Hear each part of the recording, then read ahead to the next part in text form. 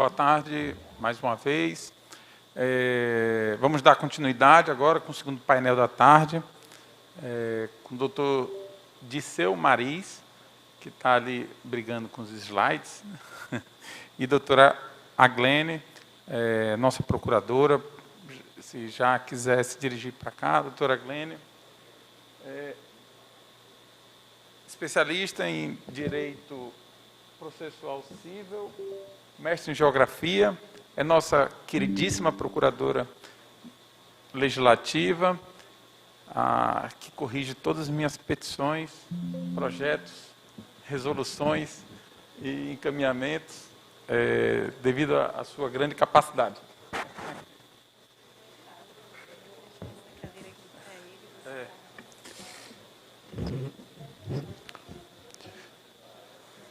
E doutor Disseu Mariz, procurador do município de Jardim do Seridó, terra do cantor do Amazã. Era um colega de mestrado e hoje é um amigo que eu tenho, e agradeço muito pela parceria na composição e na organização desse evento, que ele, Pedro e doutor Iara foram fundamentais em todos esses passos. Passo a palavra para os dois, deixo muito à vontade, e tenham um ótimo painel.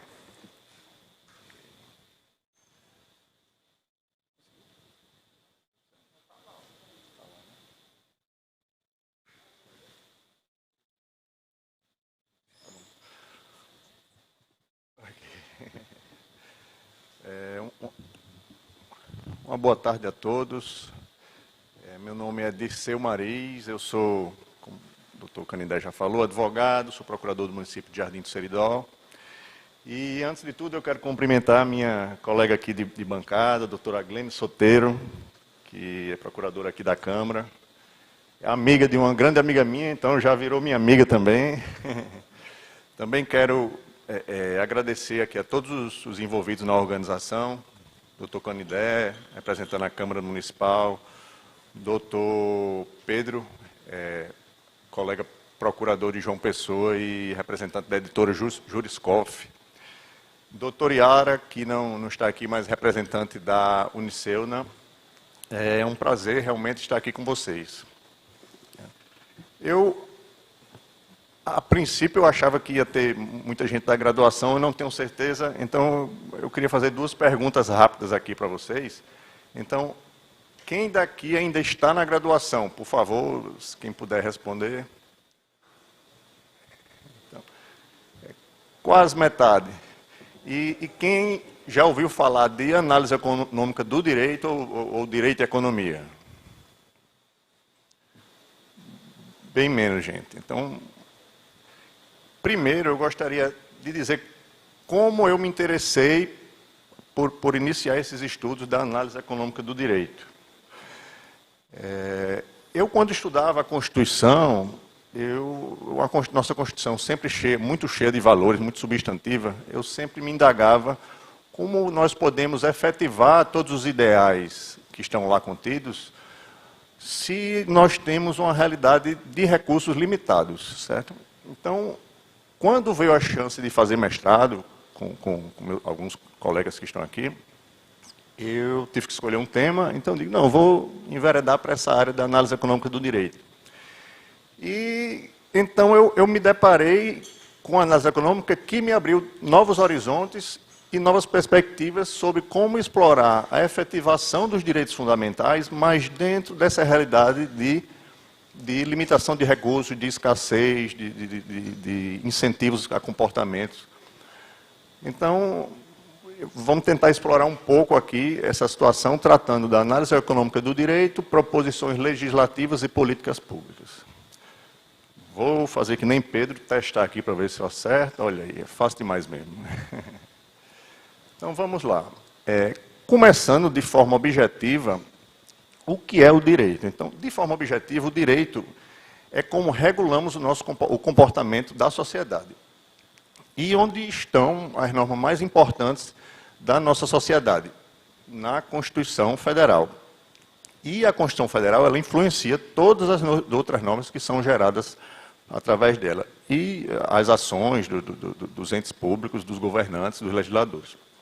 Os Estados modernos, eles são alicerçados nessa ideia de que os governantes devem respeitar e garantir os direitos fundamentais. Então, as nossas instituições devem ter isso como base, o respeito e a garantia dos direitos fundamentais. E quais seriam os papéis dos poderes na efetivação desses direitos?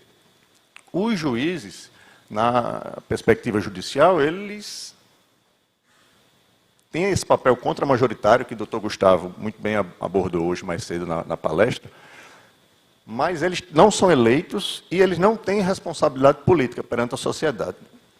Mas eles interpretam e aplicam a lei nos casos judiciais.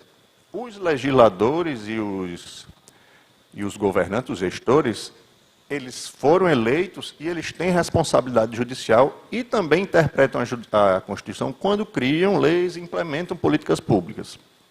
Então, apesar da Constituição ser clara e dar um bom direcionamento, muitas vezes, em algumas situações, tem outras que abrem um grande espaço para a interpretação, abrem uma margem muito grande de interpretação.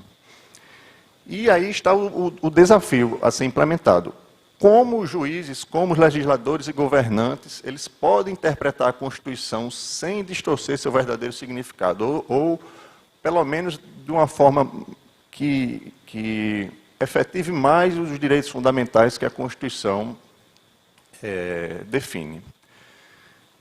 As normas constitucionais que se irradiam, que influenciam os outros ramos do direito, os diversos ramos jurídicos, elas, em regra, são os direitos fundamentais e os princípios constitucionais mais gerais. E, atualmente, no Brasil, ninguém nega mais que os princípios têm verdadeira força normativa. Os estudos de Alexis, de Dworkin, de Humberto Arda, todos eles, já não há mais quem negue essa força normativa dos princípios no Brasil. Mas, com isso, há um perigo. Então, a gente vê mais claramente alguns juízes, em busca de uma justiça pessoal, não falo nem que seja com interesse, mas com a justiça que ele acha que é relevante para aquele caso, necessária para aquele caso, mas que talvez fuja do aspecto do nosso sistema jurídico, eles muitas vezes usam os princípios como uma verdadeira varinha de condão. Eles acham que aquele caso está errado e acham que o modo certo de se julgar é de acordo com o que eu penso, então eu fico nele, resolvo e acho que não tem outras consequências aquela tomada de decisão deles. Certo? E o judiciário, alguns juízes caem nessa armadilha e tanto os governantes como os legisladores, eles não podem cair nessa mesma armadilha. E algumas vezes também caem na elaboração de leis e na implementação de políticas públicas. Então, o ponto-chave que eu entendo, que a gente pode ajudar a minorar esse tipo de situação, é valorizar a argumentação jurídica e a racionalidade dos argumentos. Certo? Então, eu entendo que é possível discutir de forma racional a melhor forma possível para se resolver questões jurídicas complexas. Então, eu passo agora para a gente tentar fazer uma mistura entre Constituição, direitos fundamentais e economia no mundo do direito. A atuação estatal na concretização dos direitos fundamentais, ela está muito pujante depois da Segunda Guerra Mundial. E essa proteção ficou cada vez mais necessária, cada vez mais latente. Então, esses direitos são promessas que o Estado ele deve cumprir. Está lá na Constituição, ele tem a obrigação de cumprir. Não são apenas palavras bonitas que estão na Constituição. Ela direciona a ação estatal que deve tentar implementá-las da melhor maneira possível. Isso significa que o Estado deve agir ativamente, seja criando leis, seja implementando políticas públicas, ou seja tomando decisões judiciais para que esses direitos sejam efetivados enquanto antes para a sociedade. E mesmo direitos que aparentemente não demandariam nenhuma ação estatal, como o direito de propriedade, por exemplo, ele demanda uma ação no sentido de que proteja esses direitos, através de policiamento, através de leis contra roubo, contra crimes, enfim. Então, tudo está relacionado a uma ação estatal, mesmo os comportamentos de não interferência, né, em direitos. Então, como o Estado deve usar seus poderes para efetivar esses direitos? Ele não deve criar leis ou implementar políticas apenas focando no que está escrevendo, no que está fazendo. Ele tem que pensar nas consequências dessa lei, ele tem que pensar o que aquilo pode influenciar para a sociedade e se realmente aquele objetivo da lei ele vai ser cumprido ou não quando ele propor essa medida. Porque muitas vezes as leis eles não trazem o resultado esperado. Então, é essencial, é primordial analisar o impacto real dessas ações nas vidas das pessoas. Então, unindo o direito com outras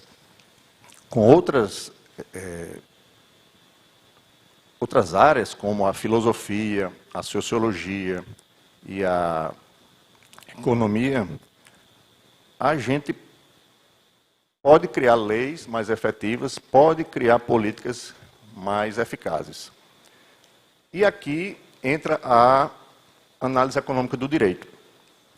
Ela nos ajuda a compreender como o comportamento das pessoas e a escassez de recursos afeta a efetivação dos direitos e como nós podemos usar melhor os recursos para garantir esses direitos para todos na melhor forma possível.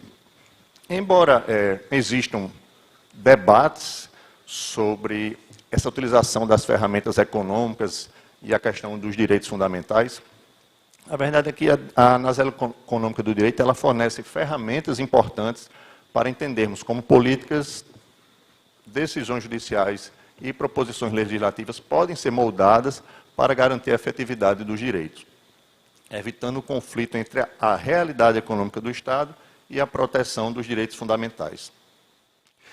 Passamos finalmente para os fundamentos da análise econômica do direito.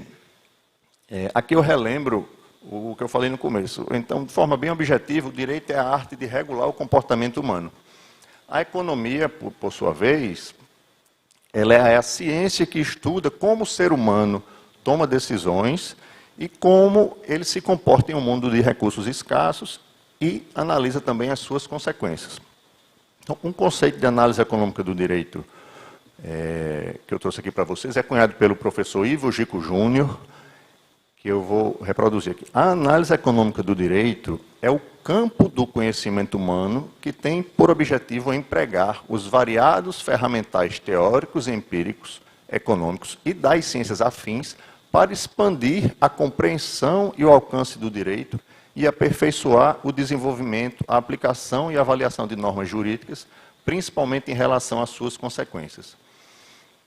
Então, em outras palavras, é a utilização da abordagem econômica para tentar compreender o direito no mundo e o mundo no direito. E, se for para resumir em uma palavra, é analisar as consequências das ações jurídicas, né, das decisões e escolhas jurídicas. As origens da análise econômica do direito remontam aos estudos de um economista britânico chamado Ronald Coase, e por mais que o seu maior difusor tenha sido Posner, que cunhou esse termo de análise econômica do direito, um pouco depois, e também contribuiu imensamente, mas tudo começou com os estudos desse economista. Ele questionava o seguinte: por que empresas existem em uma economia baseada na troca de bens? Então, a resposta que ele chegou foi que as empresas surgem e elas são criadas para reduzir os custos de fazer negócios. Com esse entendimento inicial, ele propôs se ele propôs o seguinte: se pessoas puderem negociar sem custos, elas sempre encontrarão a maneira mais eficiente, independentemente de quem tem o direito inicial. Então, não havendo custos de transação, independentemente de qual direito, quem o Estado, através de uma norma, através de uma regra, disse que tem o direito, eles vão chegar àquele entendimento mais eficiente, independente disso. Depois eu vou mostrar um exemplo para vocês, vocês vão visualizar melhor. Então, a importância do direito para isso é que os direitos são alocados inicialmente, ele pode ser menos importante se as pessoas puderem negociar livremente. Então, ele demonstra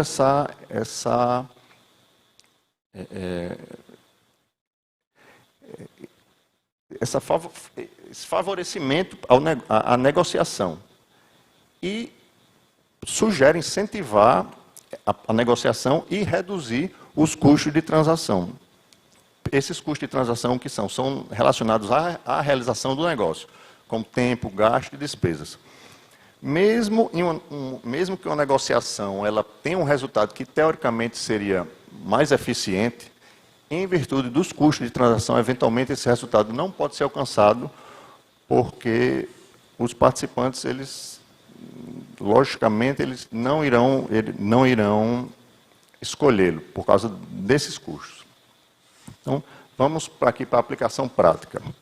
Um exemplo prático desse teorema de Coase, que o nome não foi criado por ele, depois nomearam como teorema de Coase por conta dele, é de uma fábrica que polui o ar e 5 moradores de regiões vizinhas, eles ficam com a roupa suja quando eles penduram no varal. Então, vamos esquecer as nossas normas de direito ambiental e qualquer outro tipo de mudança no exemplo. Vamos tentar focar no que está aí. Então, numa situação sem custo de transação, se o direito for ao ar limpo dos 5 moradores, a fábrica teria 3 opções. Pagar uma indenização que os moradores se sentissem confortáveis em aceitar aquele dano e permanecer aceitando a poluição, de 375. A segunda opção seria instalar um filtro de 150. A terceira opção seria comprar 5 secadores de 50 para cada um, totalizando 250. Então, qual é a escolha eficiente? Qual é a escolha que a fábrica faria nesse caso? Com certeza, instalar um filtro. Se o direito fosse, na verdade, direcionado para a fábrica, se ela tivesse o direito de poluir, o que é que os moradores teriam? Quais são as opções dos moradores? Eles teriam a opção de sofrer esse dano, aceitar, e ter um prejuízo de 375, comprar 5 secadores, iam gastar 250 ao total, ou comprar um filtro de 150.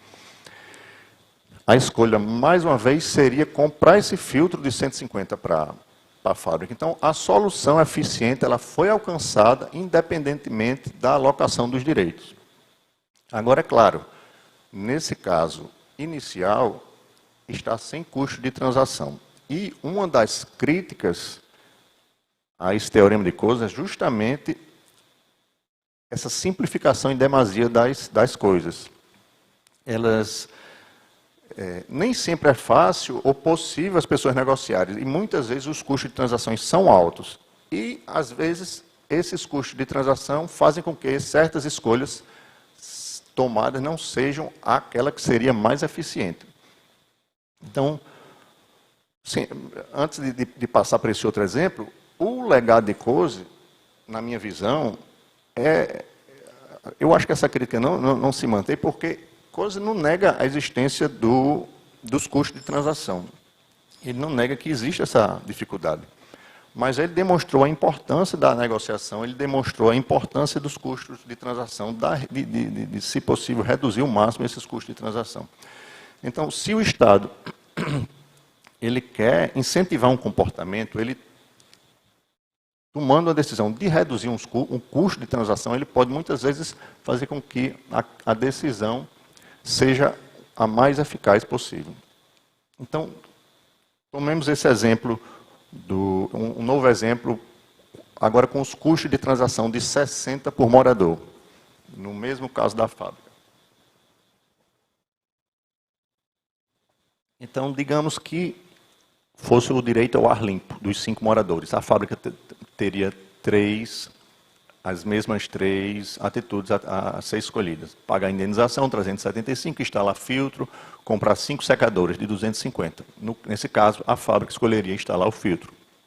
Nesse caso, a fábrica não teria o custo de transação e permaneceria o resultado mais eficiente possível. Se o direito fosse da fábrica poluir, os moradores teriam a possibilidade de sofrer o dano de 375, comprar 5 secadoras de 250, 50 cada uma, ou comprar o filtro. Sendo a questão do filtro, eles precisariam sentar para negociar com a fábrica. E isso teria um custo de transação de 60 por morador, então somaria aos 150 esses 300 e ficaria 450. Eles certamente não escolheriam essa opção. Eles partiriam para comprar 5 secadores de cada um. Então, nitidamente, o exemplo seria uma escolha ineficiente, porque a escolha mais eficiente seria, nesse exemplo, com esses dados, a compra do filtro. Inclusive, é até importante para o gestor, o legislador, pensar qual dos dois direitos seria mais eficaz para aquilo que ele... para chegar ao resultado mais eficaz. Então, nesse caso, uma lei que dissesse que os moradores teriam direito ao ar limpo seria melhor do que uma lei que dissesse que a fábrica teria direito a poluir. Pensando na perspectiva da eficiência, porque na escolha do direito ao ar limpo, a instalação do filtro seria a escolha da fábrica, então a sociedade iria ter um custo menor para a implantação, para a resolução desse problema. Então, esse é das ferramentas utilizadas pela análise econômica do direito. Voltando aqui aos fundamentos, é importante entender que a análise econômica do direito, ela ajuda a entender como as pessoas reagem às mudanças nos incentivos. Então, ela considera que as pessoas tomam decisões baseadas em escolhas racionais. Ela também não ignora que a racionalidade, às vezes, ela pode ser limitada e que, eventualmente, por crenças ou os valores, as pessoas podem não tomar decisões que a gente espera que ela tome.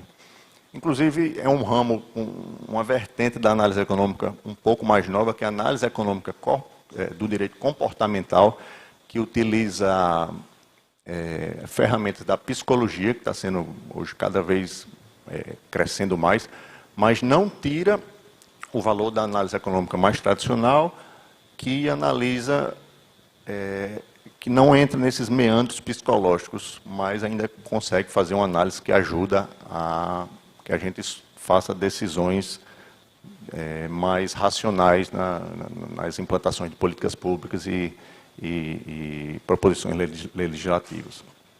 Então, as leis, elas são vistas como incentivos e moldam as escolhas das pessoas. Então, se uma ação é muito custosa pela lei, as pessoas tendem a evitá-la. Outro fundamento que é muito importante para a análise econômica do direito é a ideia dos recursos, que os recursos são ilimitados. Então, é muito importante, e a análise econômica do direito tem como um fundamento essencial a situação dos dados empíricos. Ela, sempre que tiver alguma questão de fato, é importante para a análise econômica do direito que haja que se forneçam dados, que se colham dados, para que essa questão não fique apenas no achismo, que seja realmente divulgado, que seja realmente confirmado aquele achismo. Um exemplo, as decisões judiciais são realmente muito reformadas no STF. ou não. Então, não pode se dizer, não, porque a gente tem que chegar até a última instância, porque o STF reforma as decisões dos juízes que não olham o processo de direito. Mas quantos por cento realmente eles reformam? Eu não sei, eu só estou dizendo que realmente, para a gente fazer alguma afirmação fática, é importante que a gente tenha dados, caso seja possível, para poder fundamentar melhor seus embasamentos. E nós temos críticas à análise econômica do direito, porque diz que a gente não pode olhar o direito apenas sobre a ótica econômica, algumas pessoas falam, pois o direito seria mais do que apenas dinheiro e eficiência. Mas 2 pontos são importantes, que a análise econômica ela não é uma resposta para tudo.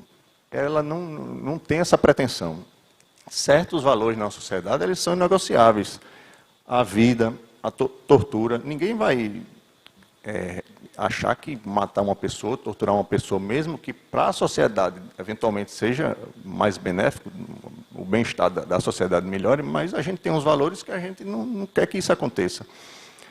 Alguns aspectos culturais e históricos, eu entendo que também não podem ser influenciados pela análise econômica. A questão da vaquejada, por exemplo, que pese ter tem uma consequência econômica, a proibição da vaquejada ou a permissão da vaquejada, a decisão de entendê-la como um aspecto cultural, como um aspecto histórico, não deve ser analisado sobre o viés econômico. Ele tem que ser analisado sobre a questão cultural, sobre o histórico, sobre a questão de valor. A questão econômica é uma consequência, mas ela não deve ser analisada sobre esse ponto. E o outro ponto importante é que a análise econômica ela não define o que é justo, o que é injusto, o que é certo, o que é errado. Ela nos ajuda a entender como as políticas públicas funcionam. Então, num mundo com recursos limitados e as necessidades humanas praticamente infinitas, desperdiçar recursos é algo que certamente todos concordam que é injusto. Então, você tentar não desperdiçar recursos, certamente não vai de encontro à questão dos direitos fundamentais. Logo, a eficiência e a justiça elas não são inimigas. Na verdade, uma depende da outra. Até mesmo políticas públicas de transferência de riquezas, elas eventualmente não podem ser eficientes. Não é porque elas estão transferindo riquezas que é certo que de forma inequívoca elas são boas ou são ruins. Então, a gente tem que olhar para o resultado que estamos sacrificando. Vocês viram que a análise econômica do direito, ela se utiliza muitas vezes de modelos científicos. Sabe? E o que seria isso? Um modelo científico é como se fosse um mapa. Quando tem um mapa, a gente não coloca todas as pedras, todas as árvores, todas as situações reais no mapa, porque seria a configuração da realidade e o mapa seria desnecessário, então. Mas, mesmo assim, a gente consegue navegar utilizando os mapas. E esses modelos teóricos, eles fazem mais ou menos essa função do mapa. Eles tentam simplificar situações e buscar os aspectos mais relevantes do problema para colocar dentro de uma situação que gere insights, que gere entendimentos de como aquelas leis, de como aquelas políticas públicas elas podem ser melhor escolhidas e melhor implantadas para que sejam realmente efetivadas. Então, mais outro modelo teórico que a gente pode utilizar é a teoria dos jogos. Então, o que seria a teoria dos jogos? Imagine a teoria dos jogos como um método para entender como as pessoas elas tomam decisões em situações em que tanto a decisão dela afeta o jogo, como a decisão das outras pessoas também afeta o jogo. Então é como se fosse um jogo de xadrez, onde cada um faz um movimento, mas o movimento do outro também influencia o seu movimento. Por que ela é importante no direito? Ela também nos ajuda a prever como leis e políticas públicas elas podem mudar o comportamento das pessoas. E ela pode nos ajudar a criar leis e sistemas legais que funcionam realmente como pretendido, tornando-o mais eficaz. Então, os componentes da teoria dos jogos é um jogo que tem jogadores, que são pessoas ou grupos, ações ou estratégias que elas escolhem tomar, resultados ou recompensas de suas escolhas. Então, a premissa principal é que todas elas estão tentando a melhor escolha possível para si. Dois conceitos chaves importantes na teoria dos jogos é a estratégia dominante, que seria aquela estratégia, a melhor estratégia possível a ser tomada por aquele jogador, por aquela pessoa, e estratégia dominada, que são estratégias que de plano a pessoa descartaria porque nitidamente não seria a melhor alternativa a tomar naquela situação. Então, solucionar um jogo da teoria dos jogos significa descobrir quais estratégias que os jogadores provavelmente escolherão, considerando os objetivos e as regras do jogo. E imaginando essa situação onde cada jogador está fazendo a sua melhor escolha e que eles não vão mudar da escolha sem o outro mudar, então eles chegaram no equilíbrio de Nash, que a gente chama no equilíbrio de Nash em homenagem a um matemático, John Nash. Então, é como se todos chegassem a um acordo tácito, onde, se alguém mudar a regra, não teria vantagem para nenhum dos participantes. Então, esse conceito é muito importante para entender como as pessoas tomam essas decisões nessas situações complexas, como em negociações e até mesmo na criação de leis. Então, vamos passar por uma aplicação prática de um exemplo. Eu trouxe aqui um exemplo em cima de um caso de filosofia política. Então, muitas vezes, de algumas pessoas, há um preconceito da utilização de certas ferramentas econômicas no direito, e eu quis trazer aqui justamente que ela também é aplicada em outros ramos, inclusive na filosofia. Seja de forma deliberada ou não, eu confesso que eu não sei dizer se John Rawls, que é o exemplo dele, realmente aplicou deliberadamente a teoria dos jogos, mas o fato é que é um jogo, ele criou um jogo. Então, John Rawls, ele é um filósofo, dos mais respeitados atualmente, filósofo político, e tem um livro chamado Teoria da Justiça, de 1971, ele propõe princípios justos para a sociedade. E, ao propor esses princípios justos, ele propõe uma dinâmica sobre uma noção de posição original, que seria um jogo estratégico onde cada pessoa veste um véu da ignorância e ela não sabe qual sua posição original na escolha da distribuição dos recursos. Você não sabe se você vai nascer numa família rica, você não sabe se você vai nascer preto, branco, índio, você não sabe se você vai ter deficiência, você não sabe. Você simplesmente veste esse véu da ignorância e você tem que escolher como vai ter essa distribuição de recursos. Então, imagine que há um grupo de pessoas e um conjunto limitado de recursos essenciais, como dinheiro, comida e moradia. Cada jogador ele tem que decidir como esses recursos serão divididos, certo? Então, vamos entrar especificamente nos jogos. As duas estratégias dos jogos seria distribuição igualitária, que seria DI, e distribuição desigual.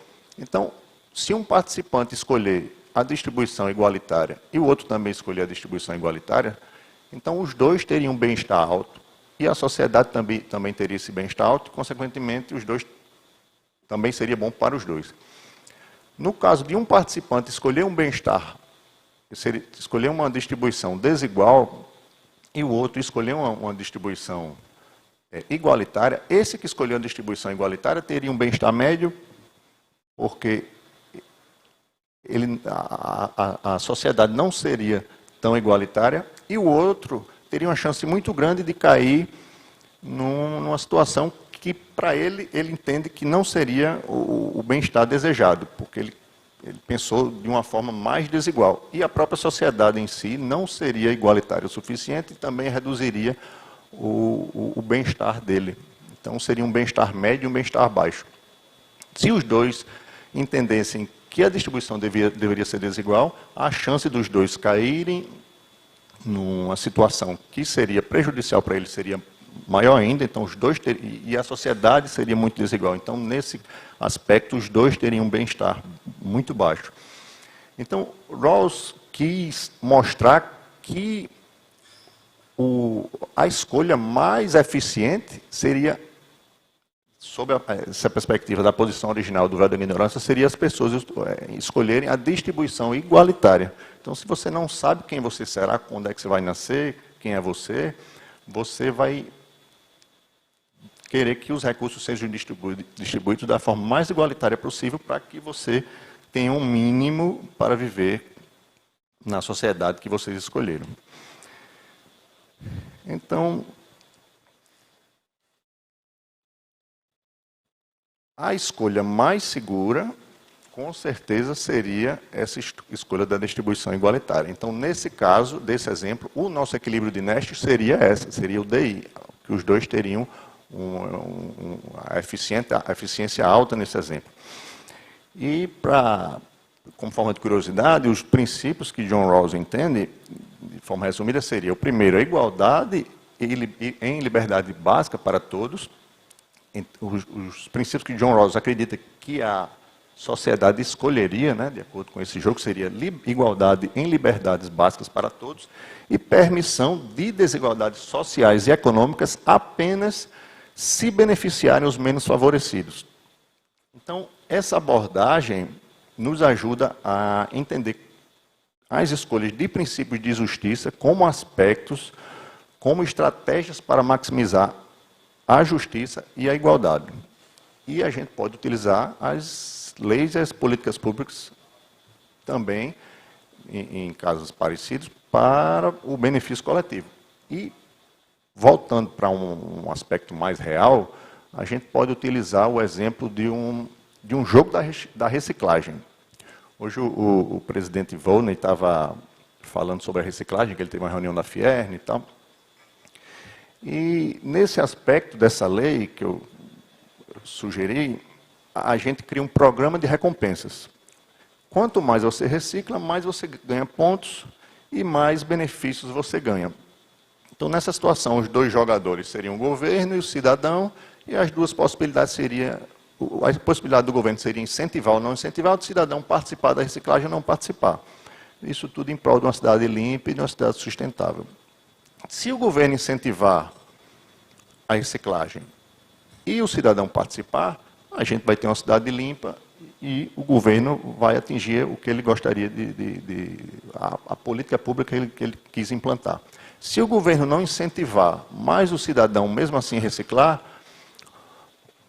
vai ser médio, porque por mais que o meio ambiente tenha esse ganho com a reciclagem, pode ser que depois de um tempo essa pessoa ela perca o interesse em continuar reciclando e acabe parando de reciclar. Se o governo incentivar, mas o cidadão não participar, o governo pelo menos tentou, mas em compensação a gente não tem uma cidade limpa. E se nem o governo incentivar, nem o cidadão participar, então é o pior dos cenários, a cidade não ficará limpa e a sociedade não terá nenhum benefício. Então, mais uma vez, aqui o equilíbrio de Nash seria o governo, nesses exemplos simples que eu estou trazendo para tentar demonstrar para os senhores, o governo incentivar e o cidadão participar. Agora, assim, é importante dizer que também há inúmeras variáveis nesses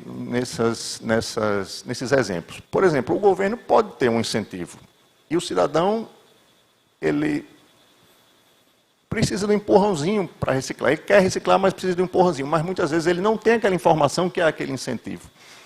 Então, analisar esse tipo de tabela, muitas vezes dá um insight da gente ver o que é que está faltando para chegar naquele objetivo da norma final. Será que não está precisando de mais publicidade? Será que o incentivo não é baixo? Vamos aumentar um pouco os benefícios, vamos aumentar as recompensas. Então, às vezes, não é que a população ela não não foi impactada pela lei. Às vezes tem aquelas leis que não pegam, né? E é porque não teve um incentivo para cumpri-las, ou não teve a informação para cumpri-las. Voltando aqui, já partindo para o final, então, a contribuição da análise econômica para a concretização dos direitos fundamentais, ela tem de demonstrar que ela é uma ferramenta que pode ser, é mais uma ferramenta que a gente pode utilizar para essa concretização, essa efetiva concretização dos direitos fundamentais. É indiscutível que os direitos fundamentais eles precisam de ações concretas do Estado para funcionarem de verdade. E essas ações é muito mais do que apenas escrever leis ou implantar políticas públicas. É preciso garantir efetivamente como elas funcionarão na prática. Então, nem sempre, voltando, essas leis cumprem o que é esperado. 2 exemplos aqui que eu trago para vocês é a questão da meia entrada para estudantes e idosos. O intuito é facilitar o acesso à cultura. O problema é que muitas vezes isso leva ao aumento de preço para todos, porque às vezes não tem essa aplicabilidade na prática, na realidade não é aplicável nesse sentido. Outro exemplo é a questão de promoção para essas empresas de telefonia, fazem muita promoção para novos clientes. E tem leis que tentam fazer com que essas promoções também sirvam para antigos clientes. Sendo que isso aí muitas vezes é uma política publicitária da empresa para tentar chamar novos clientes. Caso essas leis proíbam essas promoções, ou proíbam não, determinem que essas promoções também sirvam para os novos clientes, muito provavelmente a empresa vai deixar de investir, vai deixar de fazer promoções e todos perderão nessa situação. Então, é primordial que sejam analisadas as consequências, de acordo com esses exemplos, esses vários exemplos que a gente trouxe. E não é só sobre a justiça em teoria, mas sobre como as decisões afetam as pessoas no dia a dia. Então, ao utilizar a análise econômica do direito, podemos fazer leis melhores e mais eficientes que realmente ajudem a alcançar os direitos fundamentais. Isso significa criar leis que considerem não só pelo aspecto econômico, mas também o que é justo e bom para a sociedade. Com isso eu finalizo e agradeço. Muito obrigado.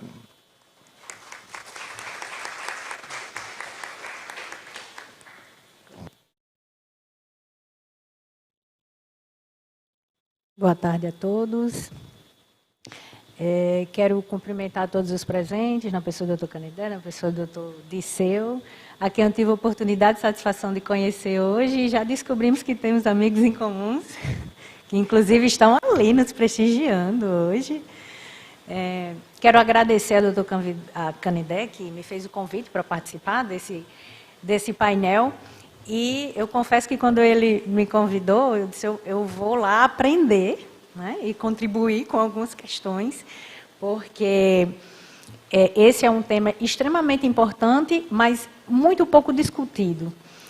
Exemplo disso é a pesquisa que, vou lhe chamar de você, porque você é tão cara de menininho novo, não vou chamar do senhor, é você. A pesquisa que você fez aqui rapidamente, em que os presentes, estudantes de direito, profissionais, etc., acho que só um levantou a mão, 2, dizendo, poucos levantaram a mão, dizendo que já haviam ouvido, né, falar sobre a análise econômica do direito. E é um nome que parece que dá um certo medo, né? Análise econômica do direito, uma coisa muito grande e importante.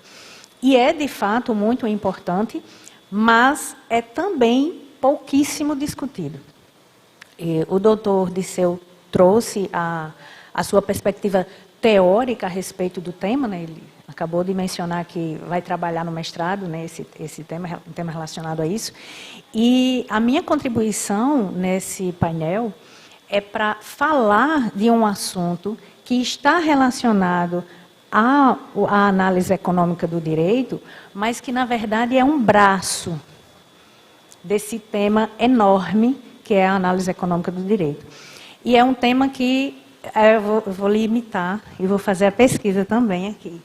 Dos presentes, quem já ouviu falar no termo análise de impacto legislativo. Só o doutor Giovanni e o doutor Canindé? Duas pessoas. Pois é, a análise de impacto legislativo é um tema que eu considero como um braço da análise econômica do direito, e é um tema muito incipiente, pouquíssimo discutido, ele tem um maior alcance e maior discussão no âmbito federal. As pessoas que a gente costuma ouvir falando sobre esse assunto, normalmente são os servidores do Senado Federal ou da Câmara, né, que são os analistas, né, legislativos e assessores que trabalham diretamente com esse assunto. E o que é essa análise de impacto legislativo e por que é importante falar sobre isso, especialmente dentro de uma casa legislativa? Porque, como o doutor Dirceu Maris falou,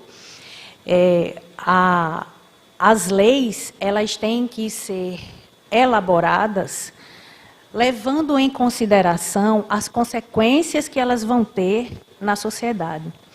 Tem que ser levado em consideração os efeitos que elas vão causar na sociedade.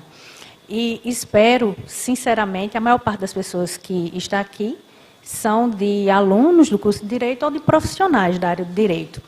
Acredito que, no momento, não tem nenhum parlamentar, mas espero, sinceramente, que tenha algum parlamentar assistindo ou que tenha acesso e curiosidade de assistir esse vídeo depois. Porque esse tema da análise econômica do direito e da análise do impacto legislativo é pertinente, é importante para toda a sociedade, porque a sociedade é a destinatária final das leis que são produzidas nas casas legislativas, mas os responsáveis por fazer essa análise são exatamente os parlamentares. São aqueles que foram eleitos, que estão ali nessas casas, sejam na esfera municipal, estadual ou federal, e eu ouso dizer que, infelizmente, a maior parte dos parlamentares sequer sabem o que é isso. O que é uma análise econômica do direito, o que é a análise do impacto legislativo. Então, na prática, o que é a análise, né, do impacto legislativo na prática? O que é que ela faz? Quando um parlamentar ele tem uma ideia, uma proposição legislativa, isso, teoricamente, ela surge de uma necessidade, né? Ele vai querer resolver uma demanda da sociedade, um problema, etc. Mas ele não pode fazer essa lei, levar essa lei para discussão em plenário, de qualquer forma. É necessário que haja uma análise dos efeitos que essa lei vai causar na sociedade. É necessário que haja também uma análise do ponto de vista dos recursos, que o doutor Dirceu mencionou aqui. Os recursos, eles são limitados. E aí, nesse aspecto da questão dos recursos, a gente pode fazer uma observação que também, já desde 2000, eu acho que a emenda é de 2016, eu não vou lembrar agora o número da emenda, que acrescentou um artigo no ADCT, eu acho que o artigo 113 do ADCT, que fala da necessidade de ser apresentado um demonstrativo de impacto financeiro para todas as proposições legislativas que gerem alguma despesa ou então aumentem alguma despesa. E, inclusive, a decisão já do STF, falando a respeito desse dispositivo, que quando há o descumprimento desse requisito, ou seja, uma proposição legislativa que gerou uma despesa, ela tramitou na casa sem a apresentação desse demonstrativo de impacto financeiro.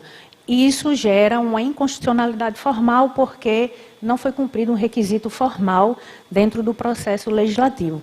Então, a inserção desse dispositivo na Constituição, lá no ADCT, é uma das formas de você tratar desse assunto do impacto sob o aspecto financeiro, da questão dos recursos. Mas muitos outros aspectos têm que ser levados em consideração. Será que essa lei ela vai surtir os efeitos desejados? Será que essa lei é desejada pela sociedade? Porque, às vezes, é um anseio do parlamentar. Ou então é um anseio de uma parcela muito pequena, mas que não necessariamente é o anseio da população. E quais são os efeitos que essa lei vai gerar, né, na sociedade? Então, tudo isso são coisas que têm que ser levadas em consideração. Eu fiz até algumas anotações de perguntas essenciais que a análise econômica do direito procura responder, né, em algumas perguntas essenciais, que são quais os efeitos das regras jurídicas sobre as decisões dos agentes, como desenhar leis e políticas públicas que gerem incentivos corretos, que o senhor estava mencionando, quais os efeitos são socialmente desejáveis, ou seja, a sociedade ela realmente quer isso, né? E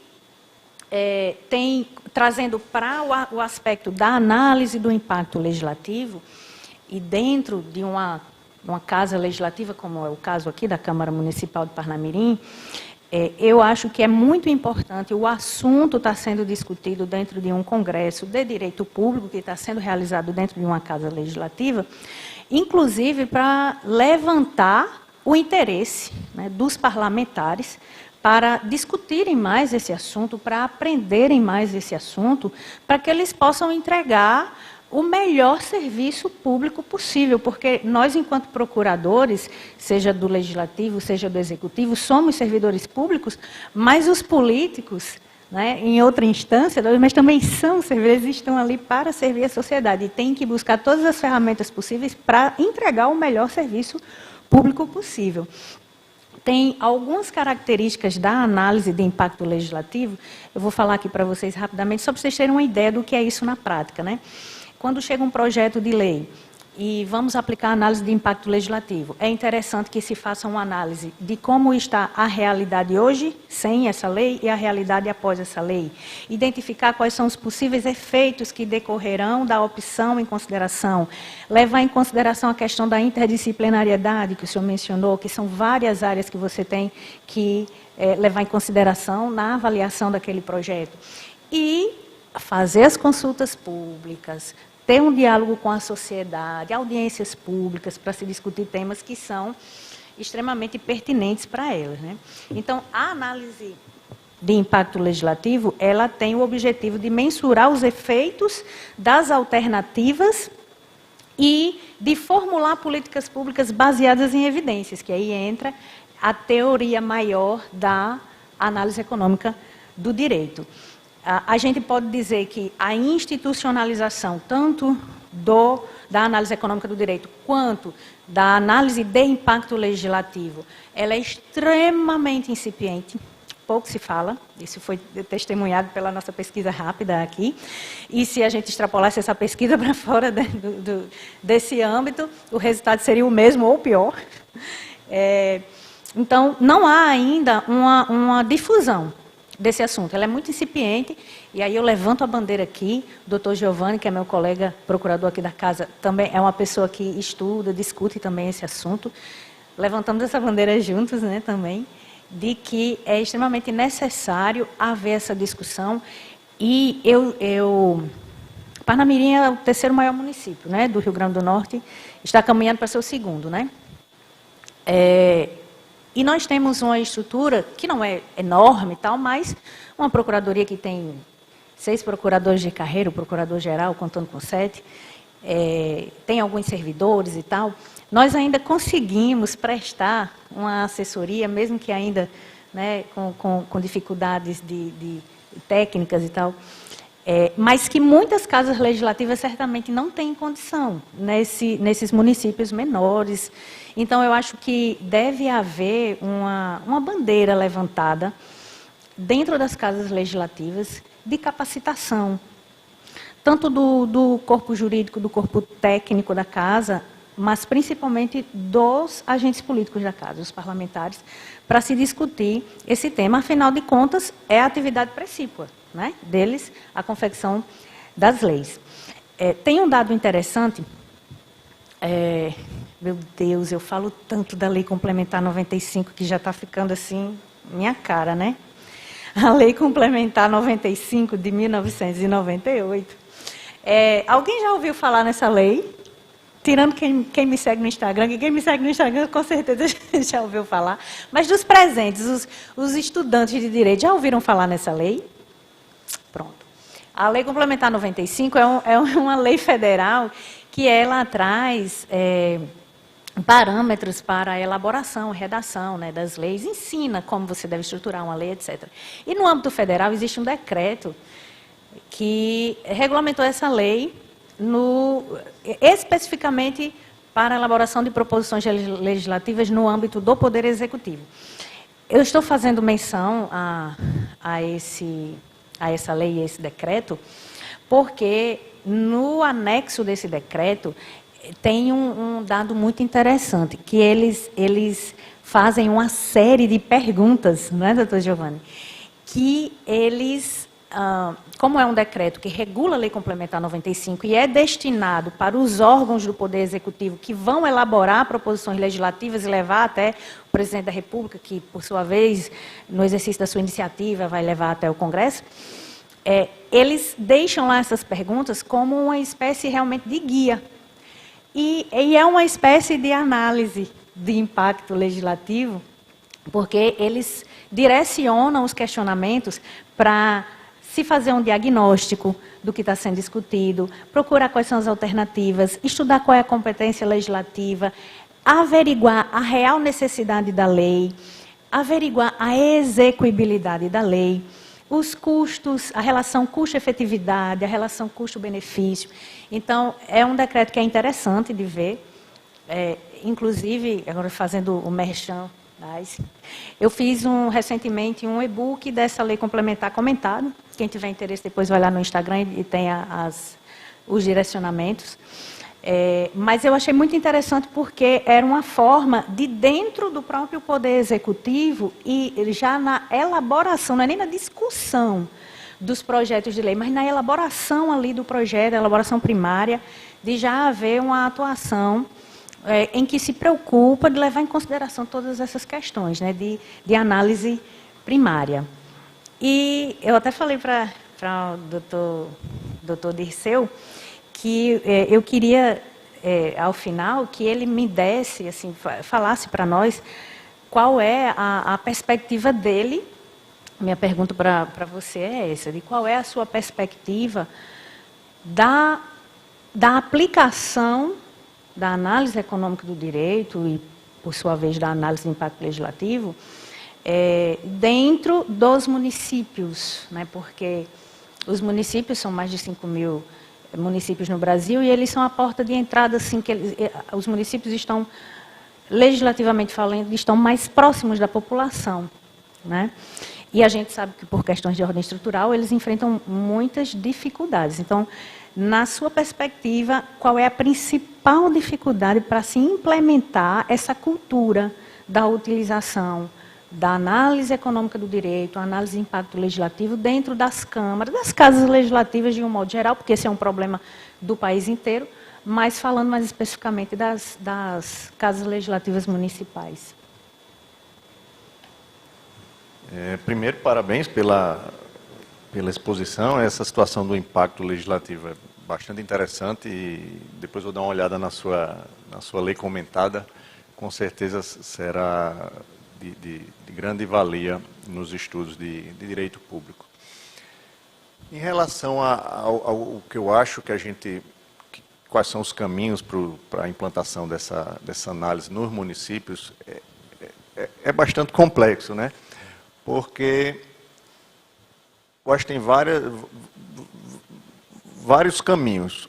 O primeiro caminho que eu acho que é o mais importante, é o eleitor valorizar o gestor e o vereador ou prefeito que se utilizam, que comprovam as suas políticas, que comprovam a elaboração das suas leis através desses dados, através dessas análises, demonstrando que ela vai ter um bom impacto na sociedade, demonstrando que dentro do orçamento ele vai conseguir cumprir realmente com aquilo que ele está pretendendo e não apenas está escrevendo uma palavra no papel. Então, a partir desse momento que a gente exigir dos nossos políticos esse tipo de ação, eles vão passar mais a trabalhar com esse tipo de dado. Por outro lado, a gente sabe que é complicada essa situação. Então, como é que seria mais fácil os próprios políticos terem interesse em trabalhar, em melhorar e se capacitar para apresentar para a sociedade e até para os seus companheiros, os outros vereadores, no caso do município, que votaram a lei, qual é o objetivo daquele projeto de lei que ele está tratando. O prefeito que está mandando uma lei para a Câmara, qual é o objetivo, como é que ela vai impactar, cumprir com aquelas regrinhas que a senhora citou agora da lei, do decreto, e para justamente fortalecer o debate, e não apenas assim, ficar com aquela briga de Vasco e Flamengo, que é muitas vezes, né, oposição, situação. Não, vamos tentar fortalecer o debate. Agora, muitas vezes também não há um incentivo para isso. E é importante também que se crie incentivo. Fazendo uma analogia aqui com a lei de licitação, hoje a lei de licitação nova, ela exige que seja feito o termo de referência, com vários, exigia antes, né, mas agora também o termo de referência, o ETP também, o estudo técnico preliminar, com várias situações. Então, por que não um ETP, um termo de referência de um projeto de lei? Né? Seguindo, como exemplo, esses checklists, por exemplo, desse decreto, onde o município poderia adaptar esse decreto à realidade local e aquele projeto de lei ter aquele checklist com aqueles fundamentos. Os órgãos fiscalizadores, eventualmente, recomendar, eu não gosto muito de exigir, porque a questão das leis é um poder, eu não preciso maturar mais essa questão da exigência. Mas talvez recomendar, ajudar em capacitações, é uma forma de fomentar esse tipo de análise e, com certeza, eu acho que a gente só teria a ganhar no debate das políticas, no debate das proposições legislativas e, consequentemente, a sociedade teria um impacto muito melhor do que tem hoje com as leis que são, muitas vezes, apenas intuitivas e não realmente discutidas sobre a realidade, o impacto real de cada uma delas. Então, não é fácil, mas caminhando devagarzinho, quem sabe a gente vai melhorando.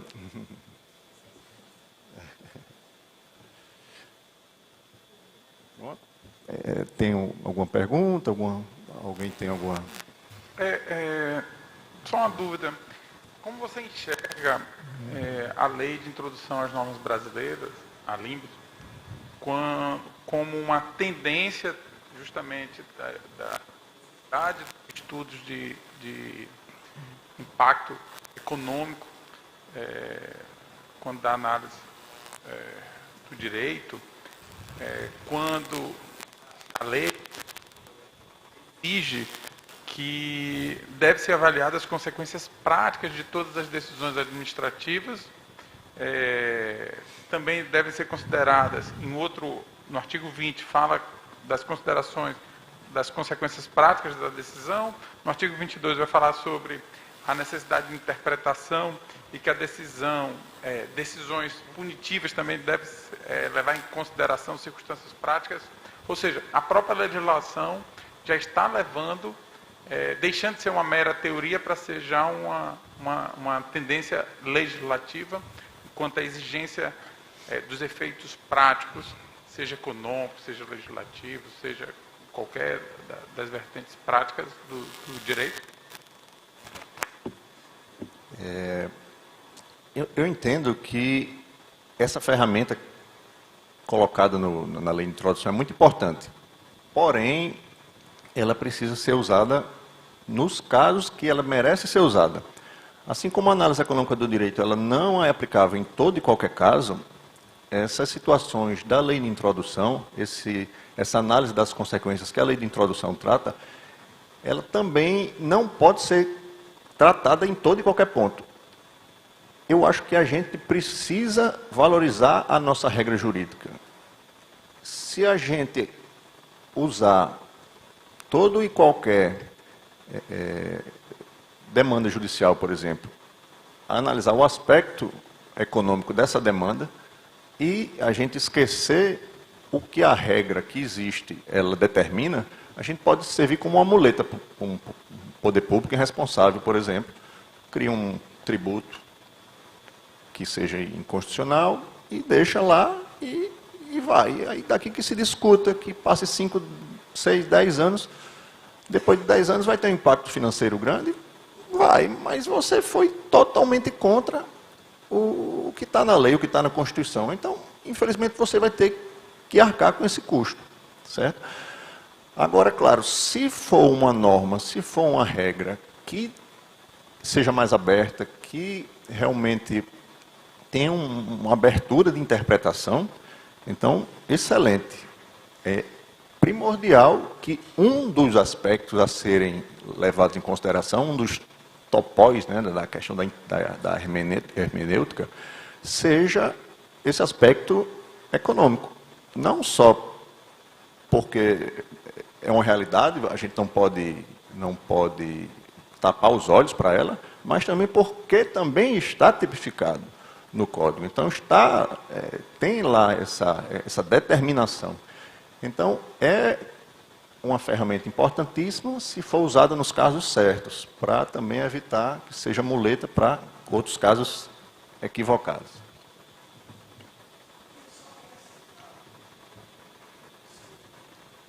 Pois não.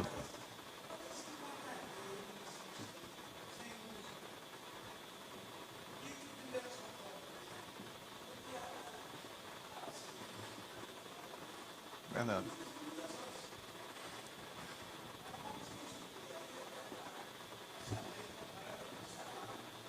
Verdade. Ele, só comentando, ele citou aquelas leis dos kits de primeiros socorros, que aparecem de vez em quando, né, obrigando a gente a botar extintor em carro. Realmente, excelente exemplo. São leis que muitas vezes não analisam o impacto, não analisam o objetivo. Simplesmente alguém teve uma brilhante ideia e vai lá e continua, e quem sofre é a população. E o objetivo primordial da lei não foi cumprido.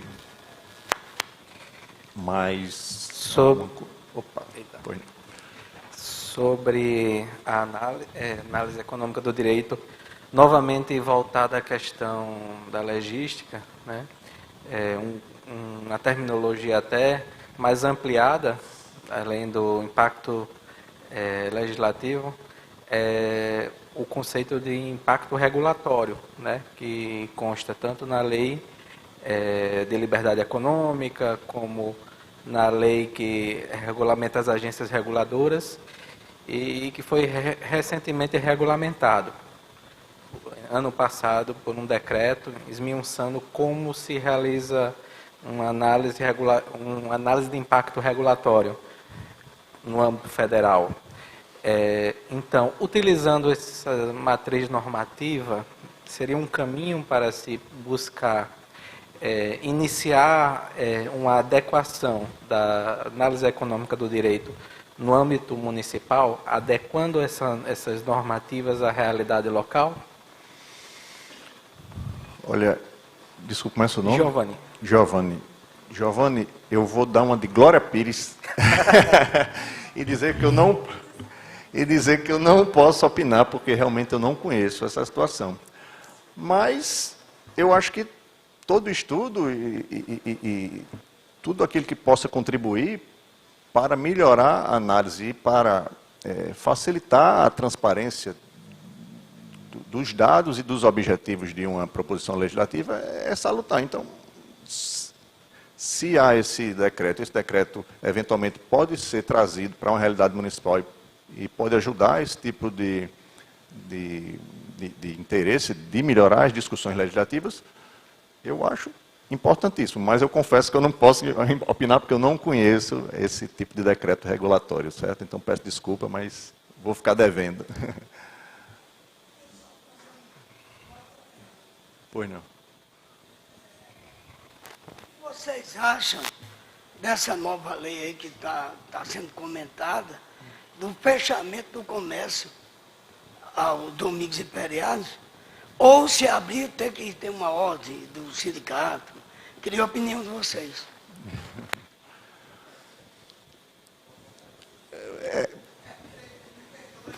porque eu cheguei um pouco atrasado. Não, não. Mas É assim,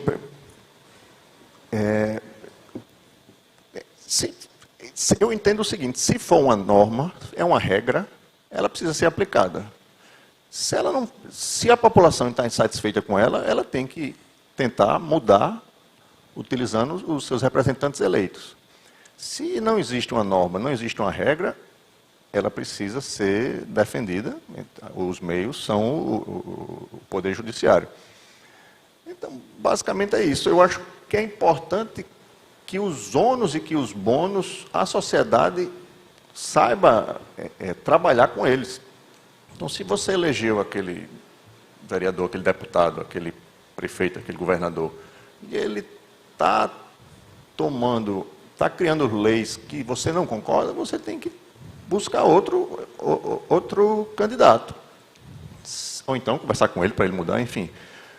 Mas eles precisam não apenas levar os ônus pelas as boas escolhas, que há muitas boas escolhas, mas também os ônus pelas más escolhas. E não deixar que o judiciário resolva. Se é uma norma que a sociedade entende que não melhora seu bem-estar, ela pressiona para tentar mudar. Mas se existe, infelizmente tem que ser aplicada. Oi? Tá ligado. Só complementando, eu particularmente não li essa lei, mas tive notícia da sua edição e da sua aplicação. E a notícia que eu tive foi exatamente a repercussão já nas redes sociais e de reclamação, né, dos comerciantes, etc. Então, é provável que essa norma pode até ser utilizada como um exemplo de uma lei que foi editada sem ter feito o seu devido impacto, né, a sua devida análise. E a gente também tem que observar que, normalmente, vai haver ali dois lados, né? Eu vou citar Glória Pires, eu amei aquela, eu sempre cito Glória Pires, não me sinto capaz de opinar a respeito de normas relacionadas a direito trabalhista, etc. Mas eu acho que essa lei que o senhor mencionou tem alguma coisa relacionada a isso, né? Porque não permite a abertura do comércio, não é isso, nos feriados, né? Não é essa norma? E que houve um levante, assim, reclamação por parte dos comerciantes. Aí, por outro lado, aí a gente começa a pensar o lado dos trabalhadores, de quem trabalha no comércio, né? Aí, será que quem trabalha tem uma perspectiva diferente, né? Mas essa perspectiva de quem trabalha, que, gostei dessa lei porque nos feriados, né, eu não vou trabalhar, já que eu trabalho no comércio, etc. Mas a implicação, né, o resultado, a repercussão da aplicação dessa lei na sociedade, ela tem que ser levada em consideração, levando o plano privado daquele trabalhador que ficou contente porque não vai trabalhar no feriado, ou tem que levar em consideração um aspecto maior, que é da economia, etc. Então, assim, como o doutor mencionou, dificilmente a gente vai ter uma resposta certa para as perguntas, né, que vem, porque é um tema extremamente complexo e que envolve uma série de fatores. Mas eu tenho a impressão particular de que essa é uma norma que não se aplicou à análise de impacto legislativo. E eu ouso dizer que a maior parte, mas a maior parte, esmagadora mesmo, da legislação brasileira não se aplica à análise de impacto legislativo e à análise econômica, né, do direito. Então, aqui eu encerro a mesa e chamo o doutor Canindé novamente para chamar a próxima... Não, na verdade, a gente queria dar uma pausa de mais ou menos 5 minutos. Show. Para café, esticar as pernas e aí a gente volta para o último painel.